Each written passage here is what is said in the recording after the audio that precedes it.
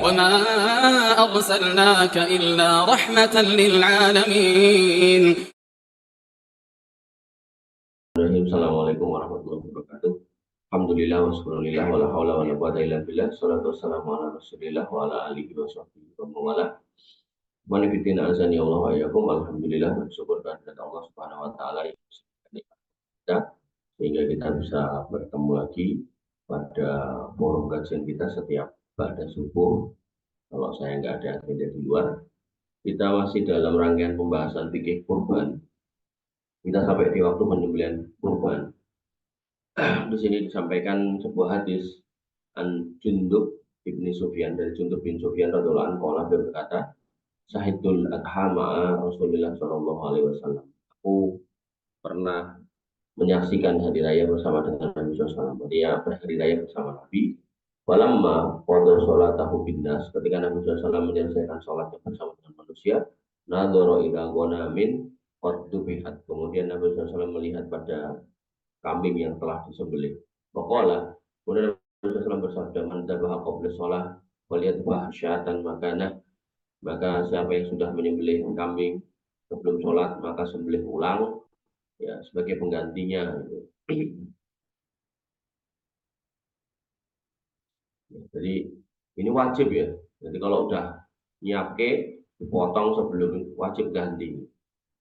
Ya, siapa yang nyembelih itu? Artinya kalau yang nyembelih yang punya beli lagi. Yang nyembelih panitianya beli. Waman lam yakun dzabaha, dan siapa yang belum motong faliyat bahala Allah, maka silakan potong dengan mengucap bismillah. Nah, kalau masih ingat kemarin, bismillah tok boleh. Bismillah Allahu Akbar boleh. Bismillah Allahumma hadza minka walaka an fulan bin fulan wa ali fulan bin fulan boleh gitu. Atau bahkan ya dia lupa loh ya, bukan menyengaja, lupa tidak mengucap bismillah, sembelihannya tetap sah. Enak emang belajar gitu loh. Nanti kamu di masyarakat akan ketemu tuh perdebatan. Sini yang lali gitu kan, terus yang lainnya protes. Itu orang untuk depangan, akhirnya berdosnya dibuang. Ada kayak gitu-gitu. Makanya pentingnya belajar. Benar. Belajar itu mengangkat kebodohan dan menyamakan persepsi. Jadi takmir itu nggak akan berantem gitu kan, nggak akan berantem gitu. Dan itu menghilangkan gesekan.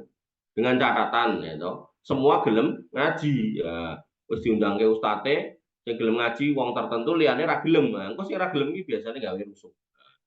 Itu perlu dititeni. Jadi kamu kalau ngurus masjid ya pastikan ada kajian agar kemudian nggak ada gesekan-gesekan seperti itu.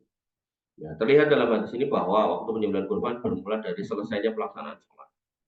Jadi mulainya setelah selesai baru sholat Idul Adha. Ini beda dengan zakat fitrah. Zakat fitrah justru begitu sholat dimulai, itu berarti waktunya sudah selesai. Di hadis lain Nabi Muhammad SAW bersabda, Inna awala, ini kecil, geser aja turun.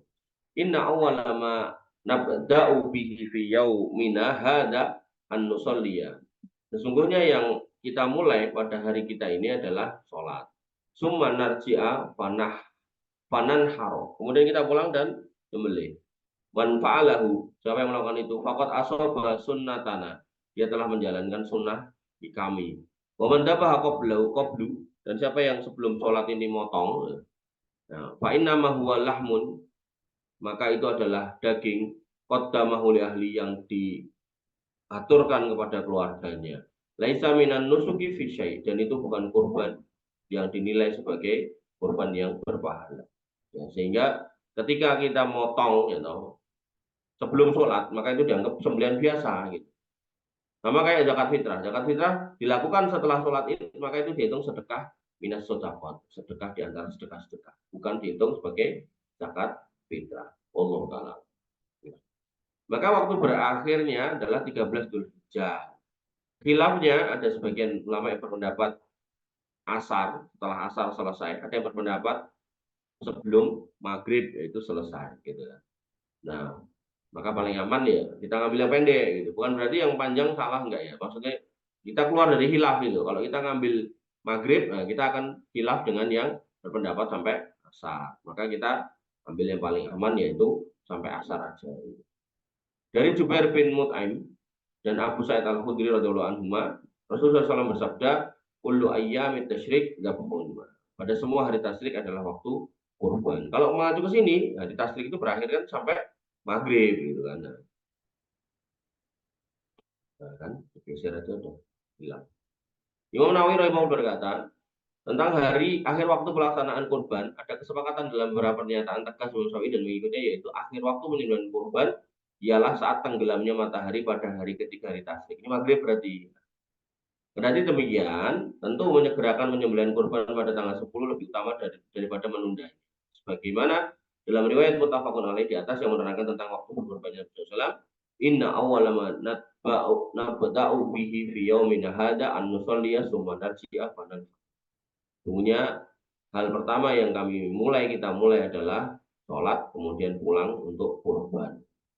Nah, di sini menunjukkan bahwasannya kurban paling utama adalah setelah sholat. Menunda kurban sampai akhir hari tasyrik itu kurang utama, tapi tetap sah. Nah, kalau ada orang menunda, ada mungkin dia baru dapat duitnya di hari-hari itu, terus kan bisa ngutang lah, mungkin yang diutangi ora enak atau ora gelem gitu. Atau dia juga nggak mau ngutang kan juga. Jika kurban dilakukan setelah tanggal 13 Dzulhijjah karena ada udur seperti lupa atau hewannya kabur, maka tetap disembelih meski waktunya sudah lewat dan statusnya sah sebagai kurban. Jadi gini, ketika sudah diniatkan atau ternyata ucul, mau disembelih ucul, dia harus nyari dulu, ketemunya tanggal 14 atau 15 Dzulhijjah boleh disembelih. Ini sama kayak gini loh, zakat fitrah. Zakat fitrah itu diserahkan dari orang yang wajib zakat musaki kepada takmir.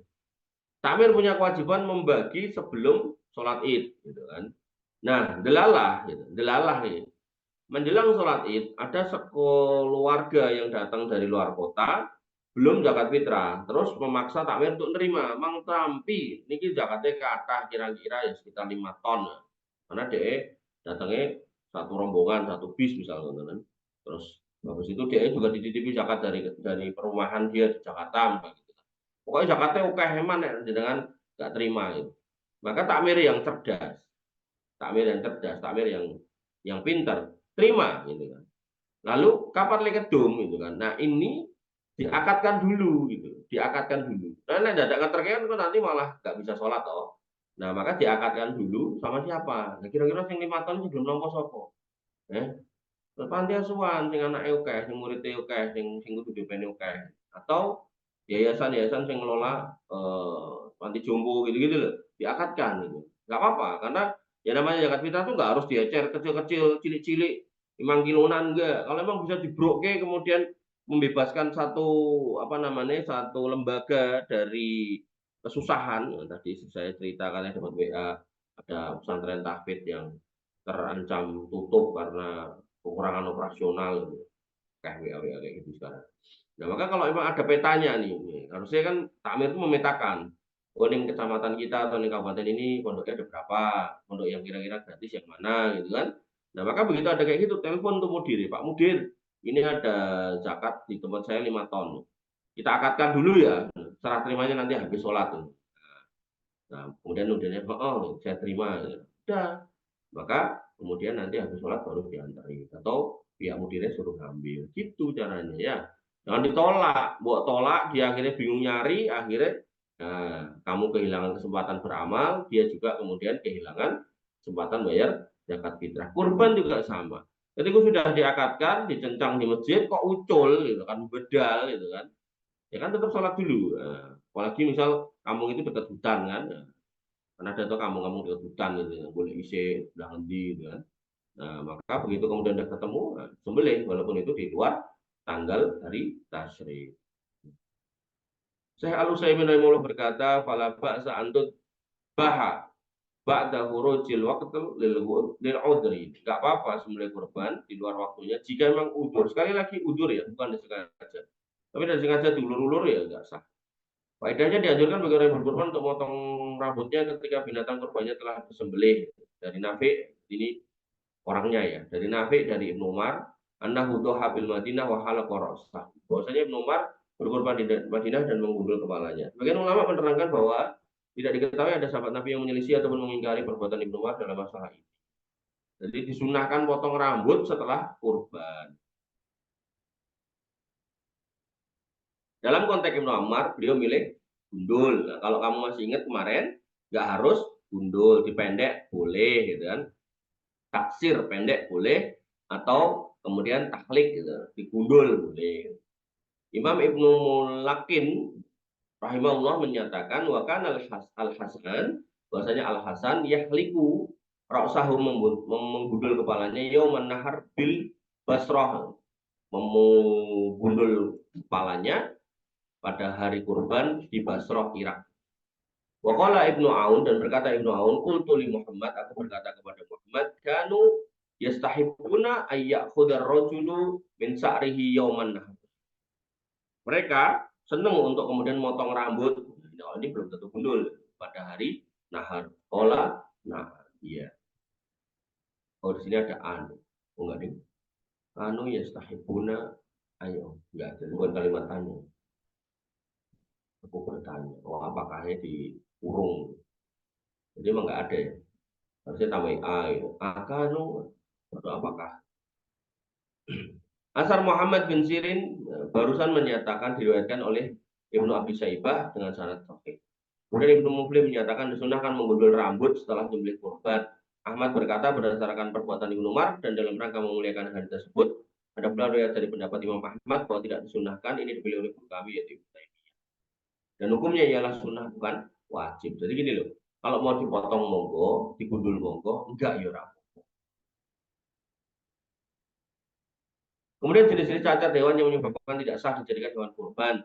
Anil Bara' bin Azib, dari Bara' bin Azib radhiyallahu anhu qala, beliau berkata, qama fina Rasulullah SAW wa qala, Nabi SAW berdiri di antara kami kemudian bersabda, arbaun la yajuzu fid dohaya, 4 hal yang tidak boleh dalam binatang kurban. Al aura'u al bayyinu aura'uha, buta dengan buta yang nyata, ketok itu nggak bisa lihat, baik satu atau duanya.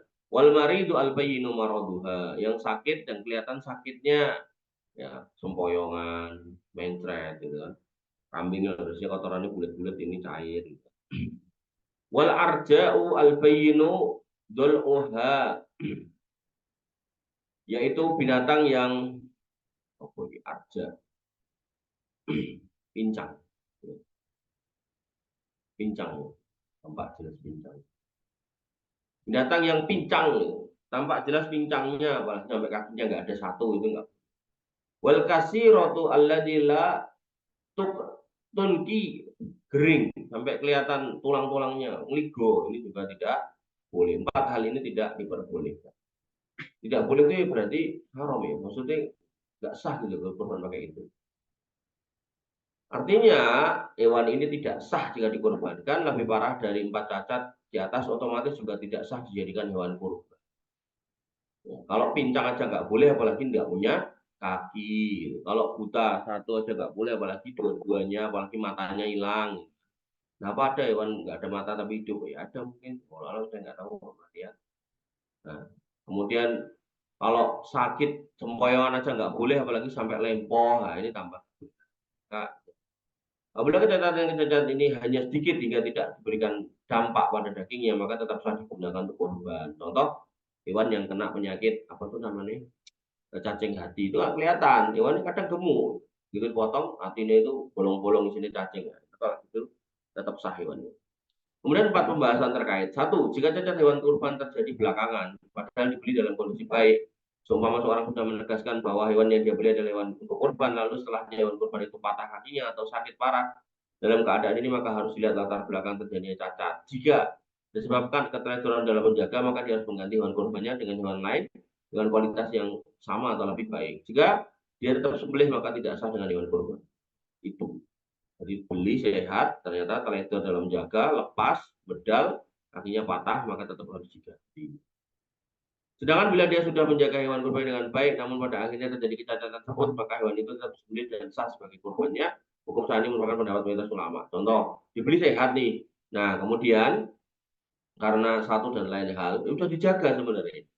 Nah, karena adanya penyakit lalat nih misalnya itu, tiba-tiba ada lalat datang, kemudian dia minum makanan yang minuman yang disediakan, komboran gitu, komboran. Nah, akhirnya sapi ini diare, padahal pas beli nggak diare, gitu. Maka itu sah untuk sembelih, segera aja sembelih. Kemudian yang kedua, hukum berkurban dengan hewan yang penting. Nah, ini menarik nih, pernah rame nih satu masjid. Kebanyakan ulama tidak memasukkan kehamilan hewan kurban sebagai kecacatan. Jadi bukan cacat ya.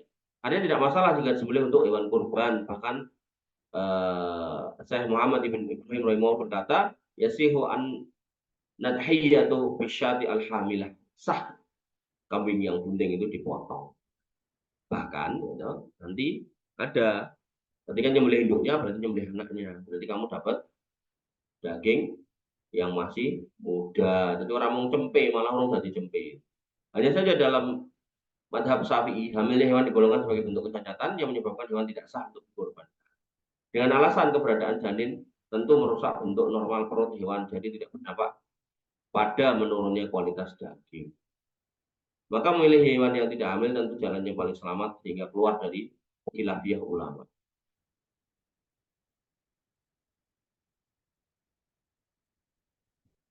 Jadi ini pendapat Syafi'iyah.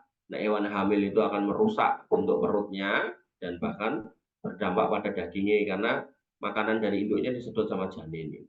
Jadi janin ini keluar kok induknya kering gitu ya. Maka itu diharamkan. Maka kalau pengen keluar dari pesisian maka belinya jangan yang hamil atau jangan betina. Tapi bukan berarti dilarang ya, boleh. Syekh Abdul Muhsin Al-Abdad ini beliau masih hidup, alhamdulillah menyatakan tujzi'u al-hamil, sah berkorban dengan yang hamil, walakin al-aula, tapi yang paling utama an tujtanaba, dijauhi yang hamil. Namun jika seandainya sudah terbeli baru diketahui bahwa hewannya sedang bunting maka tetap sah untuk dikorbankan. Nah, dulu kasusnya itu satu bus itu beli betina nggak tahu pasti boleh ada anak. Dalam anaknya malah dikubur gitu, padahal sebenarnya tinggal dipecah-pecah aja selesai. Yang ketiga, status anak hewan itu saat disembelih gimana? Saat sudah terlahir. Jika hewan yang sudah dipersiapkan untuk kurban melahirkan sebelum hari penyembelihan, maka anak hewan tersebut statusnya juga hewan kurban. Dia juga harus dikorbankan. Dituku meteng, begitu mau disembelih malamnya lahiran, maka lahiran anaknya ini juga harus dipotong. Jadi pada hari penyembelihan anak hewan itu juga harus disembelih.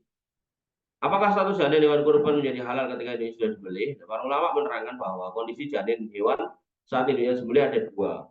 Pertama, jika janin tersebut sudah mati, maka secara status janin tersebut sudah disembelih secara syar'i dengan sembelih induknya, artinya statusnya halal dikonsumsi.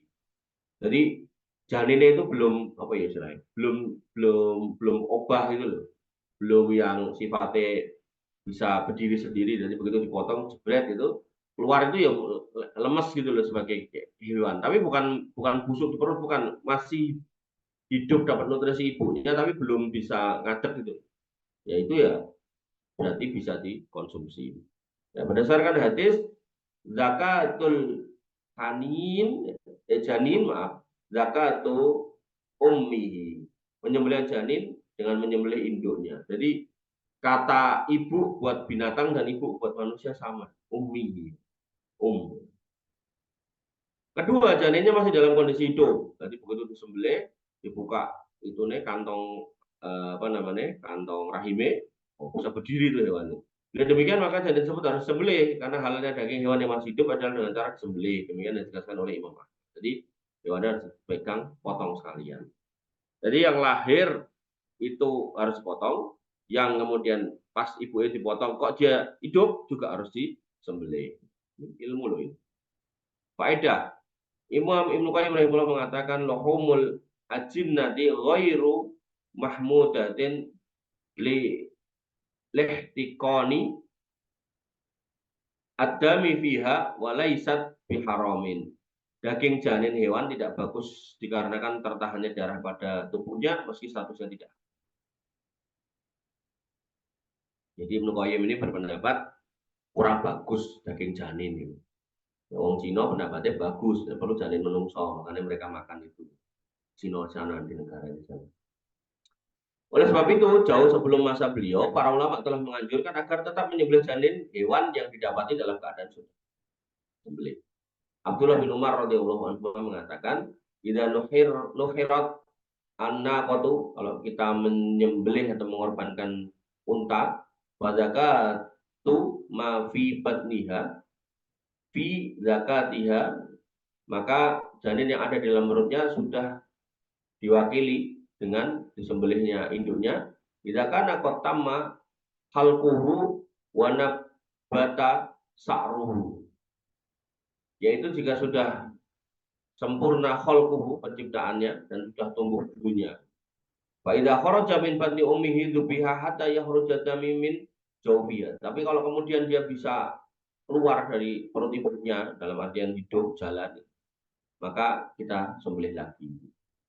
Jadi kalau nggak bisa hidup, artinya lemas tadi, maka itu bisa tinggal di apa namanya di PTT gitu kan.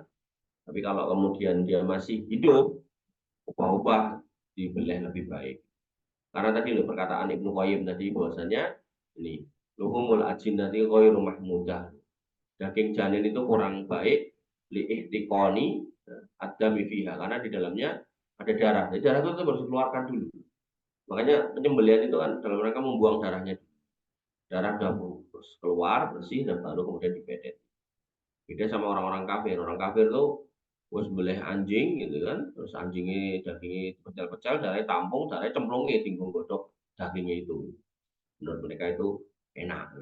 Ya mungkin secara rasa enak, tapi secara kesehatan, secara kebersihan juga bersih, karena yang namanya darah itu membawa sari-sari panganan sekaligus membawa kotoran. Kayak kamu lihat fast food itu, kan orangnya kan ada yang keluar minyaknya, ada yang keluar macam-macam gitu kan. Itu kan nggak semua darah itu baik. Allah Ta'ala. Kita sampai di bab beribadah kepada Allah dengan harta yang terbaik. Saat menerangkan pelajaran dalam hadis ini, yaitu lihat riwayat halaman 72, Al-Alamah Syekh Al-Utsaimin menjelaskan, tidak sepantasnya seorang mendekatkan diri kepada Allah dengan sesuatu yang memiliki cacat. Allah Subhanahu wa taala berfirman, "Wala tayammamu al-khabisa minhu tunfikuna walastum bi akhirihi illa antum fi." Dan jangan kamu milih yang buruk-buruk lalu kamu nafkahkan. Padahal kamu sendiri kalau suruh ngambil itu kamu apa tuh? Matamu itu agak rada merem-merem ke, saking wegah, saking gila nih. Memicingkan, bahasanya memicingkan. Nanti matanya di gitu-gitu loh. Nah, nek kamu aja gak mau makan itu, ngapain kamu sedekahkan gitu loh. Makanya dalam Islam itu dikatakan Nabi SAW, la yu'minu ahadukum hatta yuhibba li akhihi ma yuhibbu li nafsi. Jadi jangan kamu beli makanan, nggak mau makan, udah basi kasih orang. Kalau mau kasih orang, pastikan itu masih baik, masih sehat, masih enak. Nah, mungkin kenapa kok kita kasih? Nah, mungkin karena, oh ini makannya manis, saya nggak boleh makan gula. Atau, oh ini kambing, saya nggak boleh makan kambing karena darah tinggi. Itu nggak apa-apa. Tapi kalau ini udah busuk kasih orang, ya, mending kamu kasih kucing ya daripada kasih. Kucing aja kadang ya ragu ya. Kemudian firman juga, lantana lil birra hatta tunfiqu mimma tuhibbun. Kamu sekali-kali nggak sampai kepada kebajikan sebelum kamu menafkahkan harta yang kamu cintai. Jadi kebajikan yang utama itu memberikan kepada harta yang kemudian kita cintai. Kemudian kebiasaan Abdullah bin Umar, jika ada salah satu harta beliau yang membuatnya kagum, maka beliau menyedekahkannya agar bisa mendapatkan derajat kebaikan yang disebut dalam ayat lantana lil birra hatta tunfiqu mimma tuhibbun. Jadi para sahabat tuh ngamalkan ayat itu sampai kayak gini. Jadi kalau kemudian aku seneng karo klambi iki sedekah kayak gitu. Aku seneng karo motor iki sedekah kayak ya piye itu. Angel toh meraktekannya. Makanya Nabi SAW tuh pernah mengatakan sedekahmu satu gunung emas itu nggak akan bisa menyetarai sedekahnya satu mut itu satu cowok atau satu genggam dari emas yang dilakukan oleh para sahabat. Padahal kita sedekah satu gunung. Makanya Nabi SAW mengingatkan la tasubbu ashabi. Jangan kamu kayak orang-orang Syiah yang menghina sahabatku, kata Nabi. Walaupun di hadis itu nggak ada dikatakan kayak orang Syiah. Itu jangan suka menghina sahabatku. Karena sodakohmu satu gunung itu nggak setara dengan satu genggam sodakohnya, satu mut, gitu. Sodakohnya sahabatku. Gitu. Jadi bukan soal jumlahnya, tapi kualitas keimanannya itu. Contohnya ini. Begitu tahu ayat ini, oh cara ngamal gini, langsung seneng itu sodakoh. Gitu. Angel, angel. Termasuk kalau masih ingat kamu cerita kaum Ansor sama Muhajirin, begitu sampai di Madinah disaudarakan, kemudian salah seorang Muhajirin begitu dipersaudarakan sama orang Ansor, gitu kan. Orang Ansor itu ngomong, aku punya istri nih, tapi dari satu pilihan nih. Ini sih gue pilih tak cerai gitu, nikahan gitu. Coba. Nah kita kan orang, kiwai sing lemu iki gue, sing elek iki gue, sing tua itu gue kan. Gitu. Enggak, suruh milih gitu. Jadi kalau saudaranya orang muhajirin milih sing ayu, ya wes dikasih. Tapi orang muhajirin mentalnya nggak kayak kita gitu. Kan milih langsung dang satset gitu. Kita gitu toh. Nah, orang muhajirin enggak. Begitu suruh milih ya enggak usah. Ya, tunjukkan aja aku pasang. Abdurrahman bin Auf kayak gitu. Tunjukkan aja aku pasang. Kira dagang dapat duit, kemudian nyari istri sendiri, ngelamar sendiri. Jadi nggak mau dengan pemberian. Nah kita tawarin ngono, wah langsung mencolok. Abu Talha radhiyallahu anhu memiliki sebuah kebun, letaknya di dekat Masjid Nabawi. Abu Talha ini bapak tirinya Anas bin Malik, istrinya Ummu Sulaim. Ummu Sulaim ini julukannya Rumaisah. Kemudian di dalamnya terdapat sumber air yang segar. Dekat masjid ada kebun kurma, kemudian sumber airnya mengalir. Dan Nabi SAW biasa datang menuju sumber itu dan minum darinya. Tidak diragukan bahwa dengan meminumnya Nabi SAW dari sumber itu semakin menjadikannya lebih bernilai di hati Abu Talha.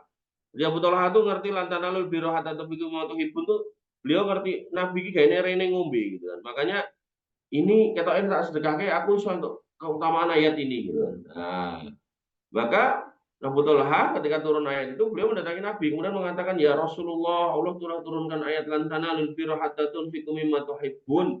Sungguh harta yang paling tak cintai yaitu kebunku yang namanya Bairuha, yaitu kebun yang di dekat Masjid Nabawi yang ada sumber airnya. Saya letakkan kebun tersebut di hadapan Anda sebagai ya bentuk sedekah kepada Allah dan Rasulnya. Jadi diwakafkan. Nabi SAW kemudian bersabda, bajin, luar biasa. Zaka malun robihun, itu harta yang sangat menguntungkan. Zaka malun robihun, itu harta yang sangat menguntungkan. Sungguh benar beliau inilah hakikat harta yang menguntungkan, sebab hartamu sebagus apapun dalam pandanganmu, maka engkau akan meninggalkannya. Umumnya orang kayak gitu ya.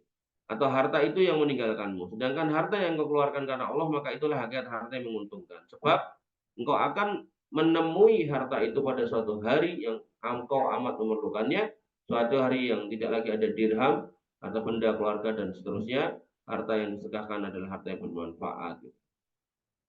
Kemudian Nabi SAW bersabda kepadanya, Aro, aku melihat, aku berpendapat, antaj'alaha bil aqrabin. Kayaknya bagusnya diberikan untuk kerabatmu aja deh. Lalu Abu Talha memberikan kebun itu untuk anak-anak paman beliau dan kerabat beliau. Jadi tetap diwakafkan. Karena sesuatu yang sudah diniatkan wakaf itu ya bagusnya tetap wakaf. Tapi wakafnya kepada keluarga. Ini namanya wakaf ahli. Jadi wakaf untuk keluarga. Ya. Jadi Nabi juga melihat kamu masih punya keluarga yang butuh, jadi kasih keluarga.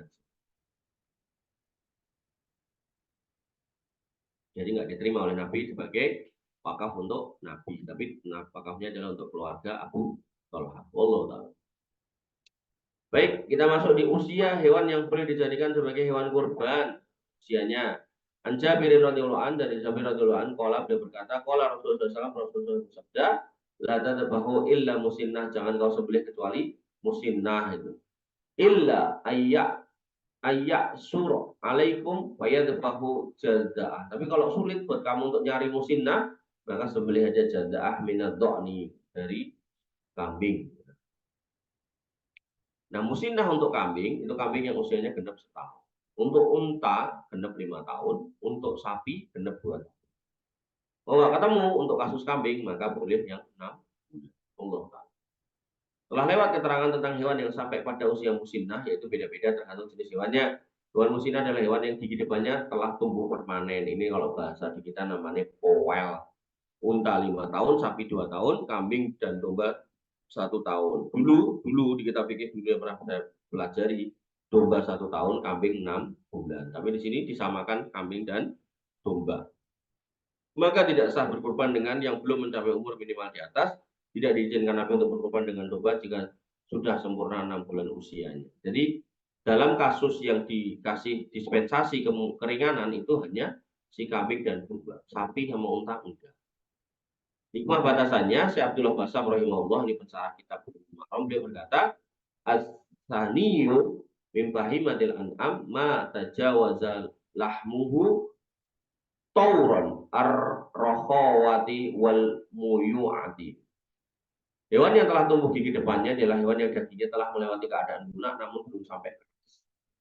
Jadi dagingnya itu wis apa ya istilah cemokot, cemokot. Tapi nggak atos, nggak ulet gitu. Jadi hikmahnya itu. Makanya nek kamu nyari sate kambing, gitu, nyari Bali Bul bawah 2 bulan, gitu, bawah 5 bulan. Harapannya empuk, gitu. Harapannya empuk. Jadi kan orang nyate atau orang bakar daging itu kan sok-sok kan kurang mateng. Nah, mau kurang mateng apa mau empuk, nah, enak. Tapi kalau alot ramateng ya atos gitu. Nah, maka hikmah kenapa kok harus musimnah itu dagingnya nggak terlalu empuk juga nggak terlalu. Ini menurut Syekh Abdullah Al-Bassam. Walaupun ini dalam hadis Nabi tapi nggak menjelaskan maksudnya itu.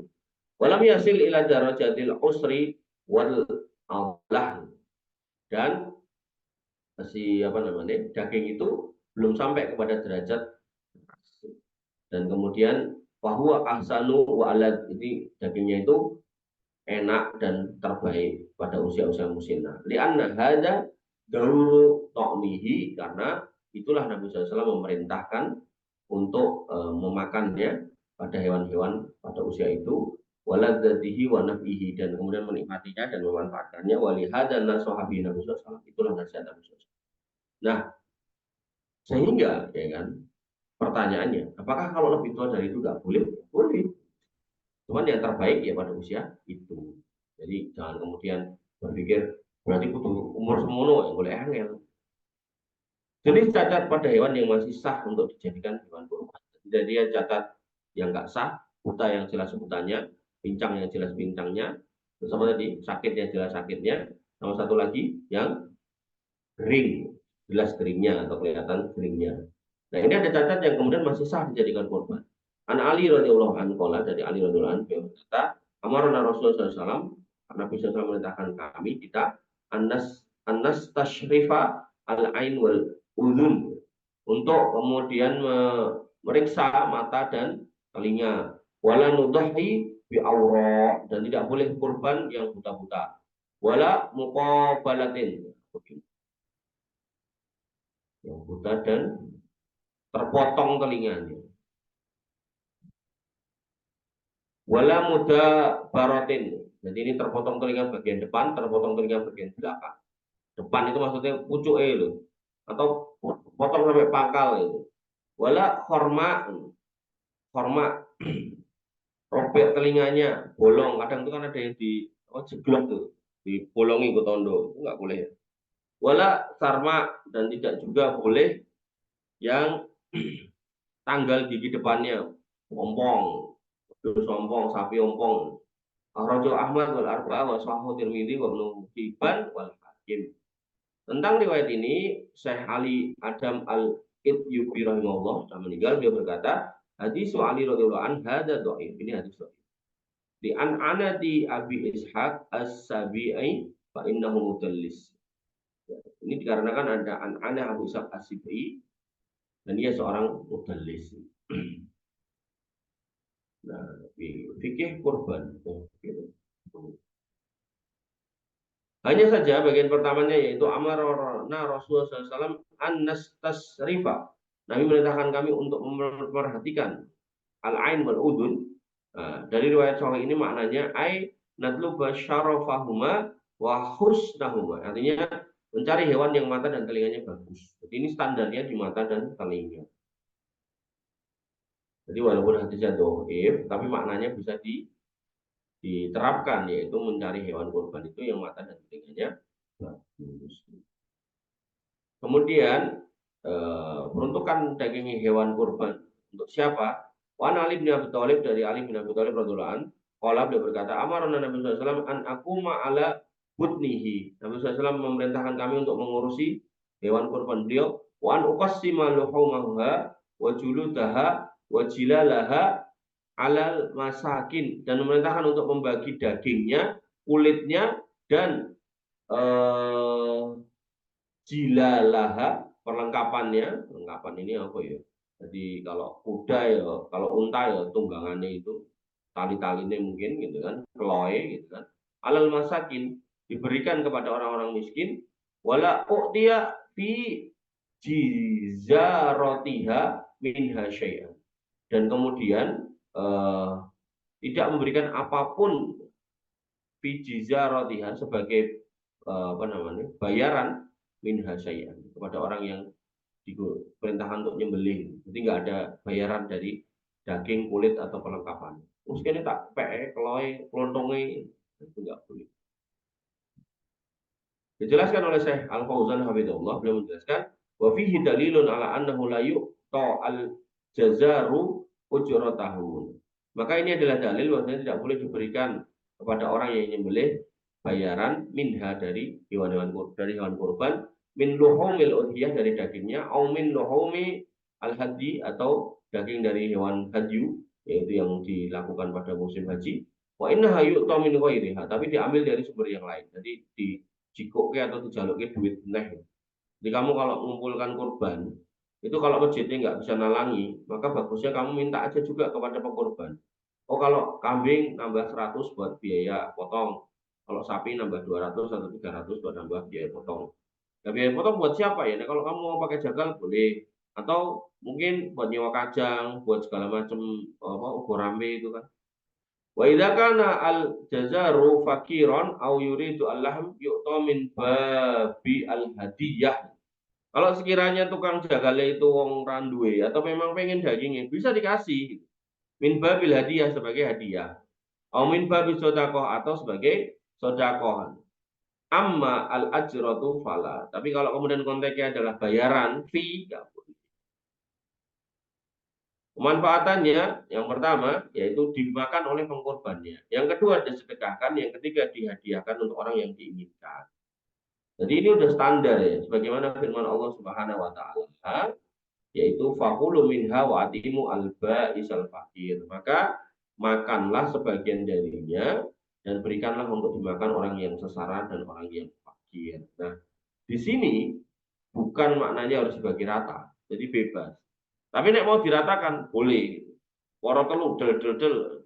Sepertiga buat yang punya, sepertiga buat orang miskin, sepertiga buat hadiah, boleh. Tapi enggak harus seperti itu.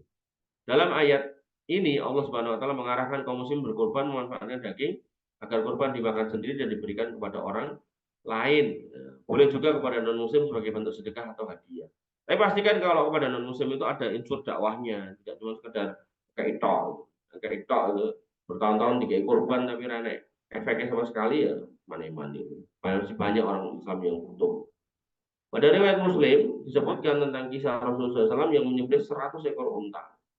100 ekor unta sebagai hewan hadiu yang disembelih di tanah suci dan beliau SAW memakan dagingnya. Wanaharo salasan wasitina biyadi. Kemudian beliau SAW menyembelih 63 dengan tangan beliau. Bukan loh, potong 63. Summa atau alian fanahara ma ghabar. Kemudian diberikan kepada Imam Ali radhiyallahu an, kemudian disembelih sisanya fa asrakahu fi hadihi summa amara min kulli badanihi bi wada'atin wa ju'ilat fi kidrin wa tubihat wa akala min lahmiha wa syariba min marokiha. Jadi Nabi menyembelih 63 ekor unta dengan tangannya, lalu menyerahkan sisanya kepada Ali, sekaligus mengikut sertakan Ali dalam pahala, jadi sisanya.